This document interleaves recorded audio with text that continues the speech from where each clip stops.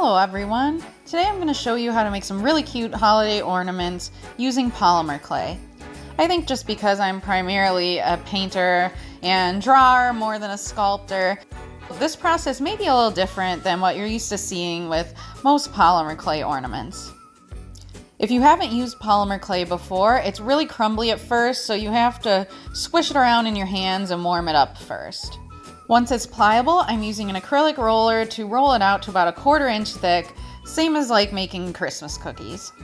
I have some little rings on the end of my roller that help ensure consistent thickness, but this isn't a necessity. You can also just kind of eyeball it. Air bubbles aren't as common with polymer clay compared to traditional ceramic or mud clay, but you still can get bubbles if it isn't kneaded enough. So if you didn't squish it around and warm it up enough first, and also it helps to roll in different directions and also flip it upside down and roll over it, so you're not just rolling it over one direction. That really helps prevent any little air pockets. Once I have it all rolled out, I'm using actually some fun cookie cutters to cut the base for my ornaments.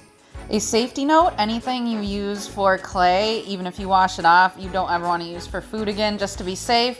So any cookie cutters, baking trays, anything like that you're using, make sure that you don't reuse it for food. I want to add a little more dimension to my tree, so I'm also going to cut out some small flower shapes. And I'm cutting out some additional shapes for some of my other trees that I'm going to make. Polymer clay is really easy to attach. You just have to use a bit of pressure, and you can even lightly roll your roller over it, just enough to help it adhere. So I'm rolling over really lightly just to have that pressure so it glues itself down, but not enough to actually change the shape or flatten anything out. Now I'm going to set my oven to 275 and bake these for about 20 minutes. I'm fairly new to clay, so I had to make a couple mistakes before I figured everything out.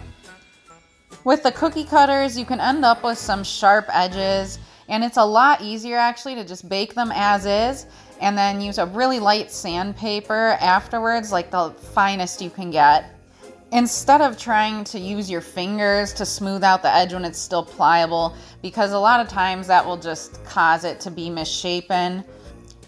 As I mentioned, I like to paint my polymer clay, and I was having a never-ending battle also with sticky projects.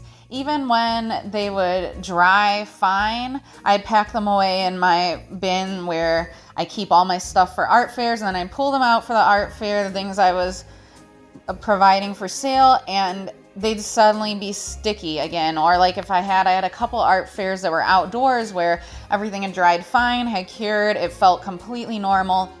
And then since it was summer, from just being out in the heat, the finish almost melted, and so I was really frustrated. But I read some troubleshooting tips online. Some of them didn't work, but the one I found that finally did work was using a fixative spray. So specifically the Krylon brand, I spray it with some of this before I start painting. This works a lot better than using gesso actually. And I spray it with some of this after I'm all done. Anytime I'm painting my clay, I find it easier to just pick a base coat color first and just cover the whole thing with that, and then add little details and shading and other things over it, whatever I'm going to add. So these are getting a base coat of white pearl.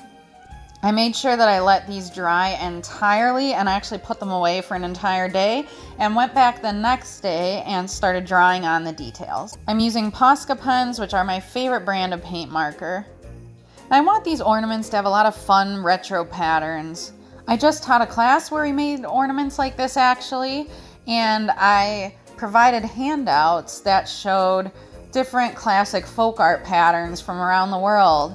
And this helps a lot, so don't be afraid to look up different patterns for inspiration.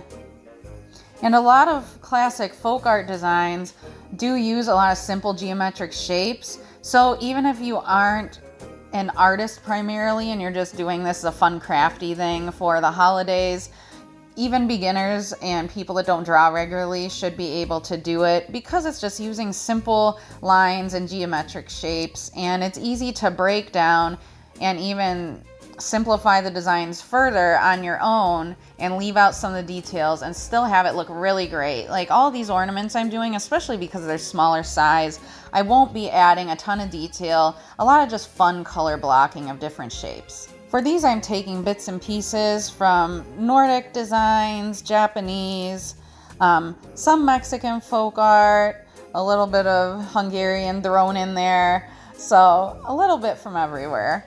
When you're drawing patterns, it can be really meditative and relaxing. And again, it's kind of fun to draw from a bunch of different styles and design histories and kind of make the design your own.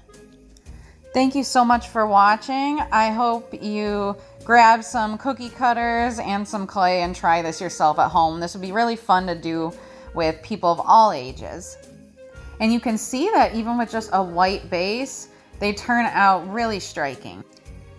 Since I do so much painting, I just happen to have a lot of white clay, but you could also use a different base color, like blue, green, whatever you want, and then not have to paint a base coat. So you could just use the color of the clay as your background color and just draw with paint markers on top of it and call it a day. So that's another way to make it a little bit easier. For more demos, project ideas, and anything art related, be sure to subscribe.